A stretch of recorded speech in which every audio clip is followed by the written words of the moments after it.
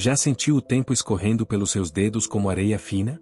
Aquele momento no final do dia, ou da semana, em que você olha para trás e se pergunta, para onde foram todas as horas? É uma sensação universal, quase um fantasma que assombra a nossa existência moderna.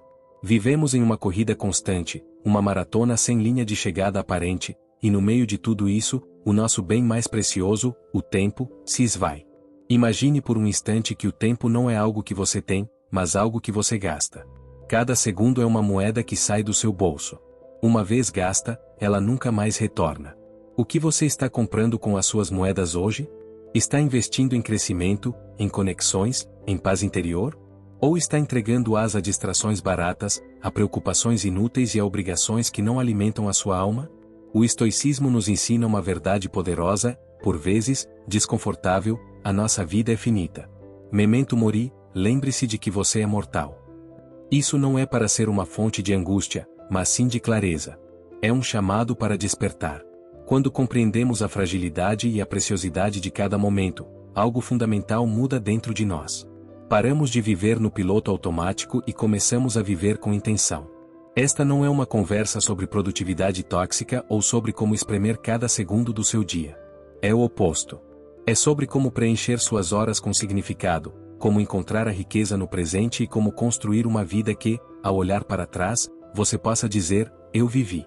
Eu realmente vivi. Se você está em busca de mais propósito, clareza sobre suas prioridades e quer aprender a usar seu tempo para construir uma vida com mais significado, esse conteúdo é para você. Então já deixa o like e se inscreve no canal, porque a cada vídeo, você vai se fortalecer por dentro e enxergar a vida com mais sabembro. A ilusão da abundância e a moeda da vida. Quando somos jovens, o tempo parece um oceano infinito. Acreditamos ter todas as horas do mundo.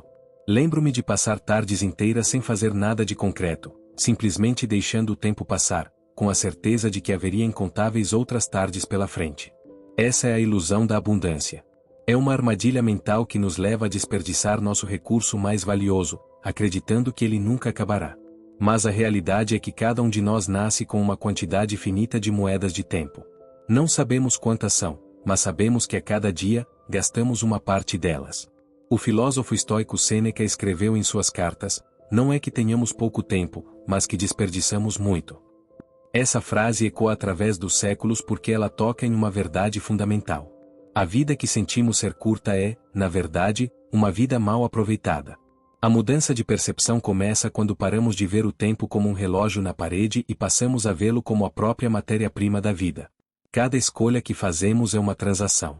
Trocar uma hora rolando o feed de uma rede social por uma hora lendo um livro que expande sua mente é uma transação. Trocar uma tarde de fofoca por uma tarde aprendendo uma nova habilidade é uma transação.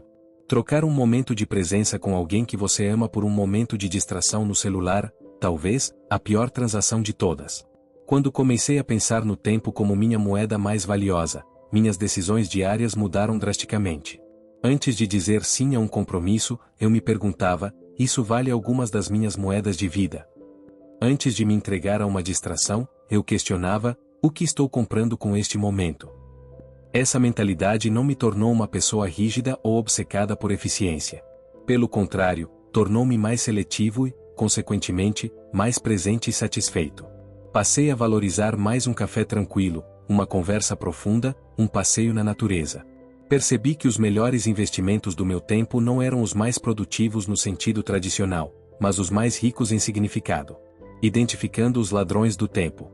Para proteger um tesouro, primeiro precisamos conhecer os ladrões. E os ladrões do nosso tempo são muitos, muitas vezes disfarçados de entretenimento, de obrigação ou até mesmo de pensamento. Eles são sutis, mas implacáveis. O primeiro e mais óbvio ladrão é a distração digital. Nossos smartphones, as redes sociais, o fluxo interminável de notificações. Eles são projetados para capturar nossa atenção, para nos manter engajados em um ciclo de dopamina que nos dá pequenas recompensas instantâneas, mas nos rouba horas de vida real. Eu já me peguei pegando o celular para checar uma informação rápida. 40 minutos depois, estava perdido em um labirinto de vídeos e posts irrelevantes.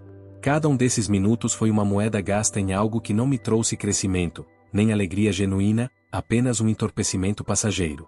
Reconhecer esse padrão foi o primeiro passo. O segundo foi criar barreiras. desativar notificações, estabelecer horários específicos para checar redes sociais, o mais importante, perguntar a mim mesmo, o que estou evitando ao buscar essa distração. O segundo ladrão, mais silencioso, é a ruminação sobre o passado. Quantas horas perdemos revivendo erros, remoendo conversas, lamentando decisões que não podem ser mudadas? O passado é um professor, não um carcereiro. Devemos visitá-lo para aprender as lições que ele tem a oferecer, mas não devemos construir uma casa lá. Os estoicos nos lembram constantemente de focar no que está sob nosso controle. O passado não está. Gastar o presente lamentando o que já foi é como tentar encher um balde furado. É um esforço inútil que apenas nos drena a energia que poderíamos usar para construir um presente melhor. Aprender a perdoar a si mesmo, a extrair a lição e a seguir em frente é uma das maiores habilidades que podemos desenvolver para proteger nosso tempo. O terceiro ladrão é o irmão gêmeo da ruminação, a ansiedade pelo futuro. Se o passado nos aprisiona em arrependimentos, o futuro nos aprisiona em preocupações. Passamos horas e horas ensaiando cenários catastróficos, nos preocupando com ICs que, na maioria das vezes, nunca se concretizam.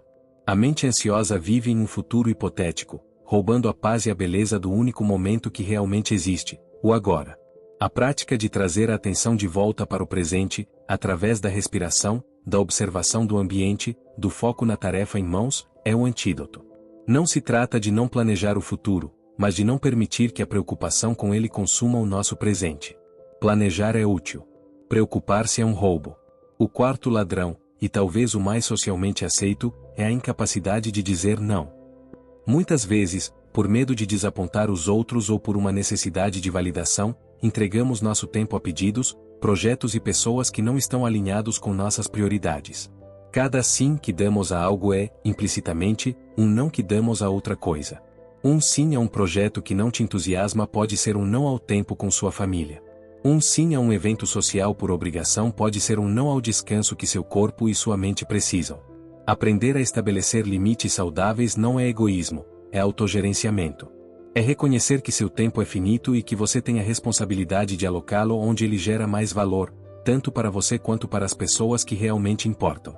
Cronos versus Kairos, vivendo o tempo de qualidade. Os gregos antigos tinham duas palavras para o tempo, Cronos e Kairos. Entender essa diferença é fundamental para mudar nossa relação com a vida. Cronos é o tempo que medimos, segundos, minutos, horas. É o tempo quantitativo, linear, que avança implacavelmente, não importa o que façamos. É o tempo do relógio, das agendas, dos prazos. Nossa sociedade é obcecada por Cronos. Queremos fazer mais em menos tempo, otimizar cada minuto, ser produtivos.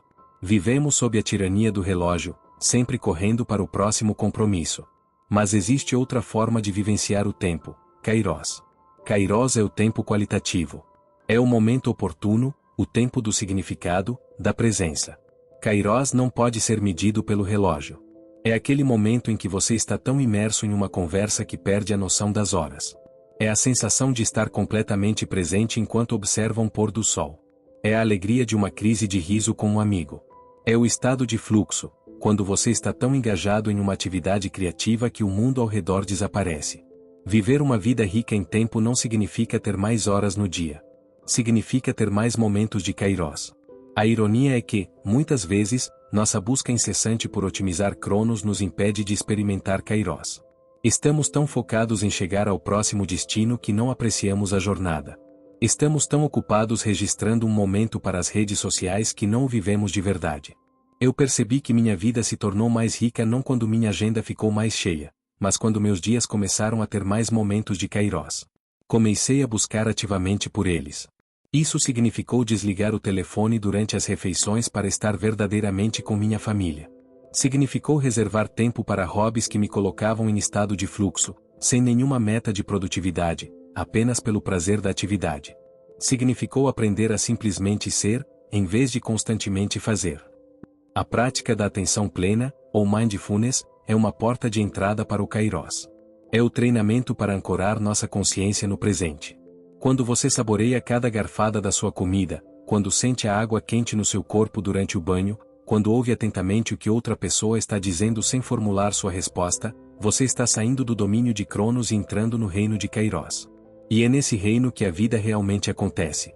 É nesses momentos que as memórias mais preciosas são criadas.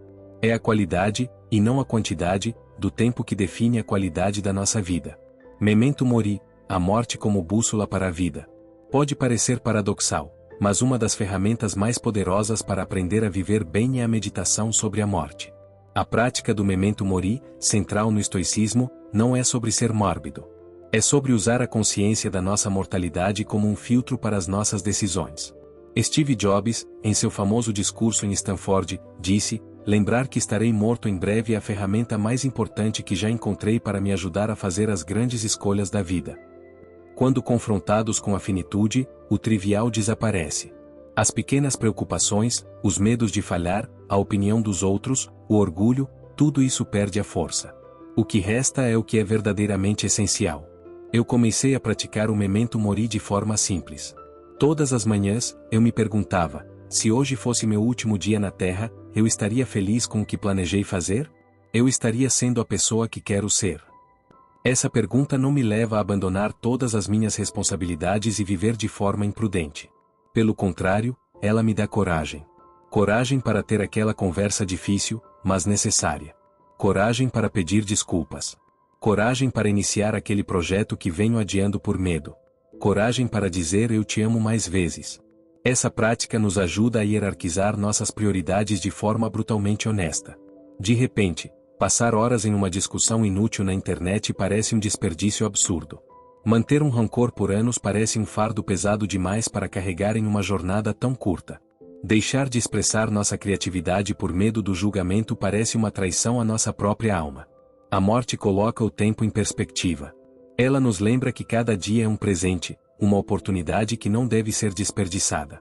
Viver com a consciência da morte não nos torna tristes, torna-nos mais vivos. Passamos a valorizar mais as pequenas alegrias, o sol da manhã, o cheiro de café, o sorriso de um estranho. Tornamo-nos mais gratos pelas pessoas em nossas vidas. Nossas ações ganham um senso de urgência e propósito. Pense nisso: quantas coisas você está adiando para algum dia que pode nunca chegar? A viagem dos sonhos, o curso que você quer fazer, o livro que você quer escrever, a reconciliação que você precisa buscar. O memento mori nos diz: o momento é agora. O tempo para viver a vida que você realmente quer não é no futuro. É o único tempo que você tem, o presente. Use-o com sabedoria, com coragem e com amor. Construindo um legado de tempo, o impacto nas relações. Quando pensamos em legado, muitas vezes imaginamos grandes feitos, fortunas ou obras de arte. Mas talvez o legado mais significativo que podemos deixar seja a forma como investimos nosso tempo nas vidas dos outros. O tempo é a linguagem universal do amor e do cuidado. Dar o seu tempo a alguém é dar uma porção da sua vida que você nunca terá de volta. E a qualidade desse tempo importa imensuravelmente. Você pode estar fisicamente no mesmo ambiente que alguém, mas com a mente a quilômetros de distância, perdida no celular ou em preocupações. Isso não é investir tempo, é apenas coexistir. O verdadeiro presente é a sua presença. Eu aprendi, da maneira mais difícil, que a qualidade das minhas relações estava diretamente ligada à qualidade da minha atenção. Quando eu estava com meus amigos ou família, mas checando e-mails ou pensando no trabalho, eu estava lhes oferecendo uma versão diluída de mim mesmo. Eu estava ali, mas não estava com eles. A mudança veio quando tornei um ato consciente guardar o telefone, olhar nos olhos, ouvir para compreender, e não apenas para responder. A diferença foi imediata e profunda. As conversas se tornaram mais ricas, os laços mais fortes, os momentos compartilhados mais memoráveis. O tempo investido em conexões genuínas é um investimento que paga dividendos eternos na forma de memórias, apoio e amor. São esses momentos que nos sustentam nos tempos difíceis. São essas memórias que aquecem nosso coração quando olhamos para trás. Marco Aurélio, o imperador estoico, falava sobre a nossa conexão com a comunidade humana, a simpatia. Somos todos parte de um todo maior, e nosso tempo é mais bem gasto quando o usamos para fortalecer esses laços.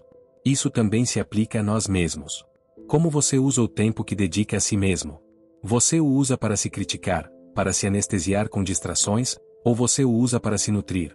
Investir tempo em autoconhecimento, em cuidar da sua saúde física e mental, em cultivar hobbies que te dão alegria, não é egoísmo. É a base para que você possa oferecer o seu melhor para o mundo e para as pessoas ao seu redor. Você não pode servir de um copo vazio. O legado que deixamos é a soma dos momentos que compartilhamos. É o conselho que demos, o ombro amigo que oferecemos, a risada que provocamos, a atenção plena que dedicamos.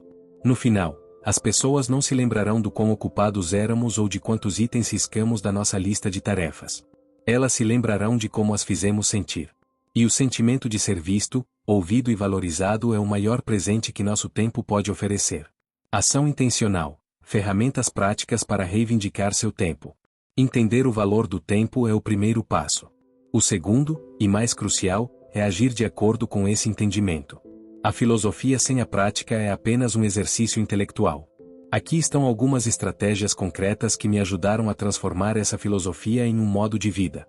Uma revisão semanal. Reserve 30 minutos no final de cada semana para refletir. Olhe para a sua agenda e pergunte-se: onde eu investi bem o meu tempo? Onde eu o desperdicei? O que me deu energia e o que me drenou? Que lições posso tirar para a próxima semana? Essa prática cria um ciclo de aprendizado e ajuste contínuo, garantindo que você não repita os mesmos erros e se torne cada vez mais intencional com suas escolhas. 2. O bloco de tempo para o essencial. Em vez de deixar as coisas mais importantes para quando sobrar tempo, o que nunca acontece, agende-as. Bloqueie horários fixos na sua agenda para o que é fundamental para você: exercício, leitura, tempo com a família, trabalho criativo, meditação. Trate esses compromissos com a mesma seriedade de uma reunião de trabalho importante. Porque eles são. São reuniões com a sua vida. 3. A dieta de informação. Seja implacavelmente seletivo com a informação que você consome. Deixe de seguir contas que te trazem ansiedade ou inveja. Cancele assinaturas de newsletters que você nunca lê. Limite seu consumo de notícias a horários específicos e a fontes confiáveis. Lembre-se, sua atenção é um recurso finito. Cada pedaço de informação inútil que você consome ocupa um espaço mental que poderia ser usado para algo construtivo. Proteja sua mente como protege sua casa. 4. A prática do não gracioso. Aprender a dizer não é uma habilidade. E pode ser feito com gentileza e respeito.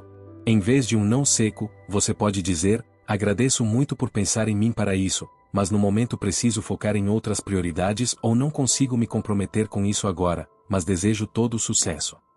Um não claro e honesto é muito mais respeitoso do que um sim relutante que leva a um trabalho mal feito ou a um ressentimento silencioso.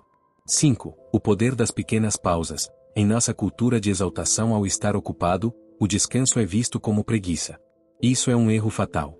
Pausas intencionais ao longo do dia, mesmo que de apenas 5 minutos para se alongar, respirar fundo ou olhar pela janela, são essenciais para recarregar a energia mental e manter o foco. O descanso não é o oposto do trabalho, é parte dele. Assim como um músico precisa do silêncio entre as notas para criar uma bela melodia, nós precisamos de pausas para viver uma vida harmoniosa e sustentável. Viver de forma diferente porque se entende o valor do tempo não é sobre se tornar uma máquina de produtividade. É sobre se tornar um curador da própria vida. É escolher com sabedoria o que merece um lugar em seus dias, em sua mente e em seu coração. Chegamos ao fim da nossa reflexão de hoje, mas, na verdade, estamos apenas no começo. Porque entender o valor do tempo não é um destino, é uma jornada diária. É uma prática constante de despertar, de escolher o presente em vez da distração, o significado em vez do ruído. A areia continua a escorrer pela ampulheta da vida, para mim e para você. Não podemos parar o tempo, mas podemos escolher como vivê-lo. Podemos preencher nossos momentos com presença, coragem e amor. Podemos parar de viver como se tivéssemos 1000 anos e começar a viver o único dia que realmente temos, o hoje. Lembre-se das moedas de tempo que você tem no bolso agora. O que você vai fazer com elas no resto do seu dia? Como você vai investi-las de uma forma que te traga orgulho ao deitar a cabeça no travesseiro esta noite? A resposta a essa pergunta é o que define uma vida bem vivida. Você não precisa de mais tempo. Você só precisa viver o tempo que tem. E agora, eu quero saber de você. Qual foi o maior ladrão de tempo que você identificou na sua vida enquanto assistia a este vídeo? E qual o primeiro pequeno passo que você vai dar hoje para reivindicar esse tempo de volta? Compartilhe suas reflexões nos comentários. Sua jornada inspira a minha, e juntos, construímos uma comunidade que escolhe viver com mais sabedoria e propósito. A jornada é coletiva, e sua voz é fundamental. Até a próxima!